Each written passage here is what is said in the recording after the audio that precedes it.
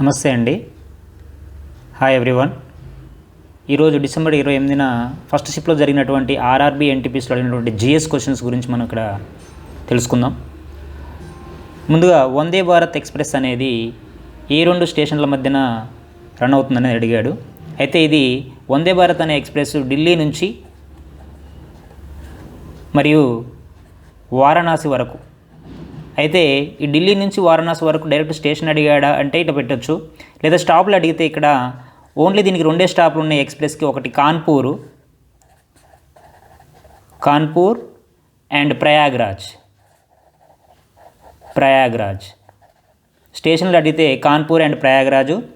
ఏ స్టేషన్ల మధ్యన రన్ అవుతుందంటే ఇది ఢిల్లీ వారణాసి వందే భారత్ ఎక్స్ప్రెస్. అంటే ఎక్స్ప్రెస్లకు సంబంధించి స్టాప్లు అడిగే అవకాశం ఉంది నెక్స్ట్ ఎగ్జామ్స్లలో. నెక్స్ట్ తమిళనాడు సీఎం ఎవరు? తమిళనాడు సీఎం వచ్చేసేసి ఈకేజీ పళనిస్వామి గారు. ఇది డైరెక్ట్గా అడిగాడు. అంటే అన్ని స్టేట్స్ యొక్క సీఎంలను ఒకసారి చూసుకుంటే బెటర్. ఈకేజీ పళనిస్వామి. థర్డ్, స్వాతంత్రం నా జన్మ హక్కు అని అన్నది ఎవరు? ఇక్కడ బాల గంగాధర్ తిలక్ గారు. అంటే స్వాతంత్ర సమరయోధులలో వారు ఇచ్చినటువంటి నినాదాలను చూస్తే మనకు కొద్దిగా బెటర్. నెక్స్ట్, గోబీ ఎడారి ఎక్కడ ఉంది? ఇది మంగోలియాలో ఉంది. డైరెక్ట్ క్వశ్చన్ అడిగాడు ఇది. దేశబంధు అని ఎవరిని అంటారు? సిఆర్ దాస్ని దేశబంధు అంటారండి. చిత్తరంజన్ దాస్. ఇది కూడా డైరెక్ట్గా అడిగాడు. పొటాటో రీసెర్చ్ సెంటర్ ఎక్కడ ఉంది? ఆలు. ఇది హిమాచల్ ప్రదేశ్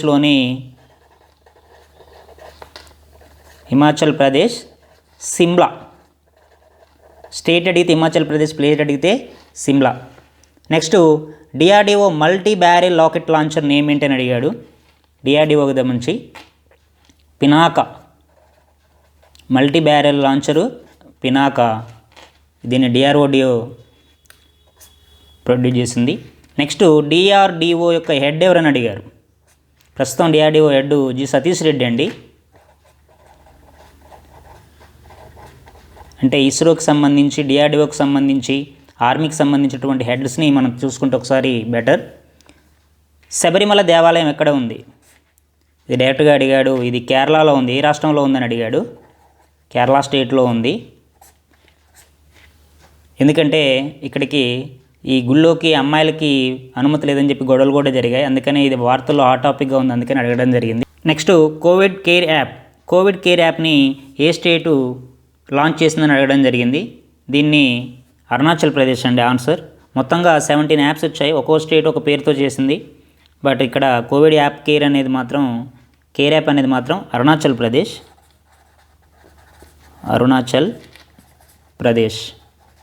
అదేవిధంగా 11th క్వశ్చన్ వస్తే పొడవైన జాతీయ రహదారి ఏదని అడిగాడు. దేశంలో పొడవైన జాతీయ రహదారి NH-44. అంతకుముందు 7గా పిలిచేవాళ్ళం. ఇది కాశ్మీర్ నుంచి కన్యాకుమారి వరకు ఉంటుంది. నెక్స్ట్, బీహార్ గవర్నర్ ఎవరని అడిగాడు. ఫాగు చౌహాన్ అండి. ఫాగు చౌహాన్. అయితే అన్ని రాష్ట్రాల గవర్నర్లను కూడా ఒకసారి చూసుకోండి. డిఎన్ఏని కనుగొన్నది ఎవరని అడిగాడు డైరెక్ట్గా. DNA deoxyribonucleic acid. దీన్ని Crick and James Watson. Prarthana Samaj స్థాపించింది ఎవరని అడిగాడు. ఇక్కడ స్థాపించింది ఆత్మారాం పాండురంగ అండి.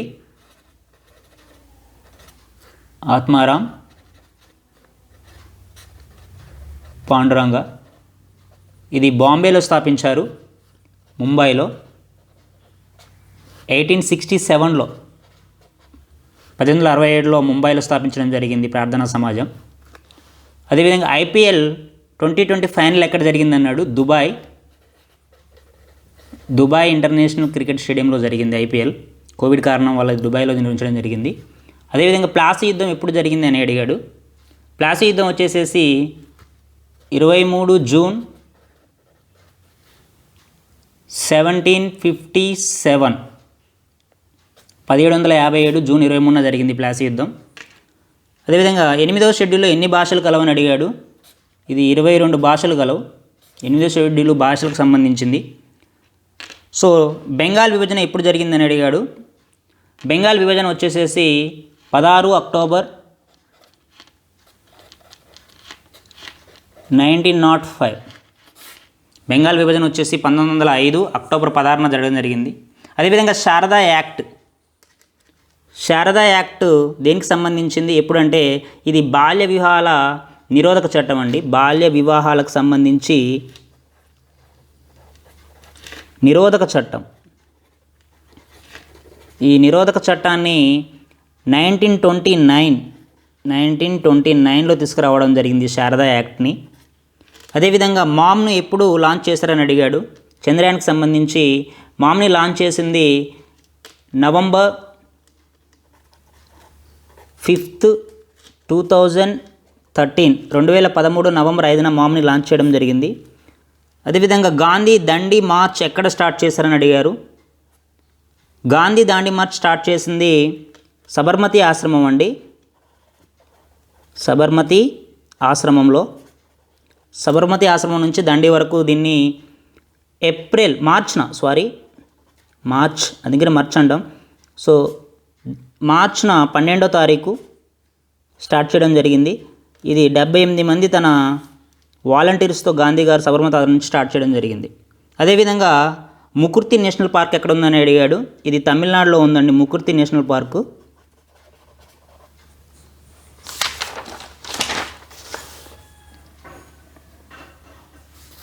థర్డ్ చూసుకుంటే ఇక్కడ చికెన్ కారీ అనేది ఇది ఒక ఎంబ్రాయిడరీ వర్క్ అండి. చికెన్ కారీ అనేది ఒక ఎంబ్రాయిడరీ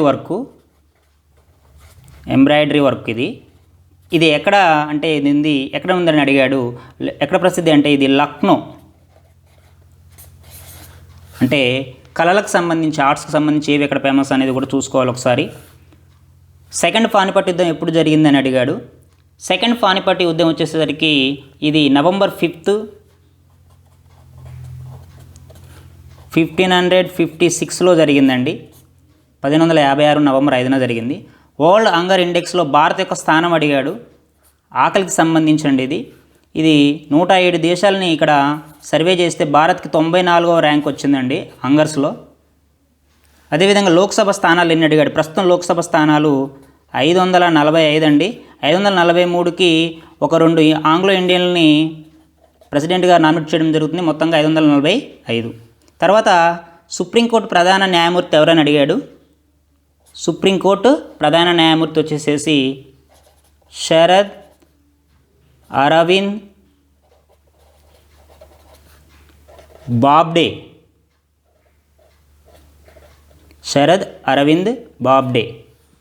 సో అదేవిధంగా 55th జ్ఞాన్పీఠ్ అవార్డు గ్రహీత ఎవరని అడిగాడు. 55th జ్ఞాన్పీఠ్ అవార్డు గ్రహీత వచ్చేసేసి అక్కితం నంబూద్రి మలయాళంకి చెందినటువంటి రచయిత. సో ఇది సాహిత్యంలో ఇవ్వడం జరుగుతుంది జ్ఞానపీఠ అవార్డుని. అదేవిధంగా రామ్సర్ సైట్స్ ఎన్ని ఉన్నాయి భారత్లో అని అడిగాడు. రామ్సర్ సైట్స్ భారత్లో 42 ఉన్నాయండి. అంటే వెట్లాండ్స్ అన్నమాట ఇవి. పొడవైన తీరరేఖ గల రాష్ట్రం అడిగాడు. గుజరాత్. ఇది అబౌట్ 1600 కిలోమీటర్ల వరకు ఉంటుందండి గుజరాత్ రాష్ట్రంలో దేశంలోని అతి పొడవైనటువంటి తీరరేఖ గల రాష్ట్రం గుజరాత్. తర్వాత యంగెస్ట్ ప్రెసిడెంట్ ఎవరని అడిగాడు భారత్కి. నీలం సంజీవ రెడ్డి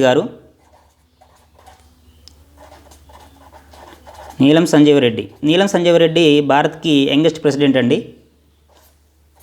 సో రాజతరంగిణి రాసింది ఎవరని అడిగాడు. రాజతరంగిణి రాసింది కల్హణుడు అండి రాసింది. ఇది ఈ రాజతరంగిణి కాశ్మీర్ గురించి చెప్తుంది. ఇది మొత్తం కూడా కాశ్మీర్ యొక్క హిస్టరీ గురించి చెప్తుంది. అదేవిధంగా ఖేలో ఇండియా యూత్ గేమ్స్ 2020లో ఎక్కడ జరిగాయని అడిగాడు. ఖేలో ఇండియా యూత్ గేమ్స్ 2020లో గౌహటిలో జరిగాయండి.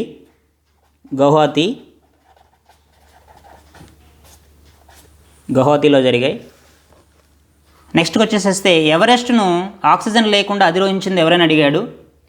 ఆక్సిజన్ లేకుండా అధిరోహించింది మెస్నర్ అండ్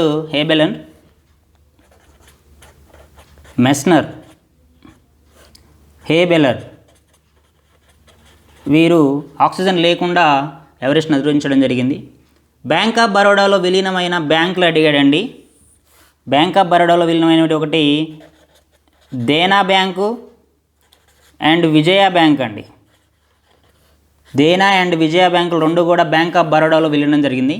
అదేవిధంగా పర్యావరణ చట్టం అనేది ఎప్పుడు అమల్లోకి వచ్చిందని అడిగాడు భారత్లో. ఇది నవంబర్ 19, 1986 సంవత్సరంలో 1986 నవంబర్ 19న పర్యావరణ చట్టం అమల్లోకి వచ్చింది భారత్లో. అదేవిధంగా మహారత్నలో కొత్తగా చేరింది ఏదని అడిగాడు. మహారత్న కంపెనీలలో కొత్తగా చేరింది హిందుస్థాన్ పెట్రోలియం అండి. హిందుస్థాన్ పెట్రోలియం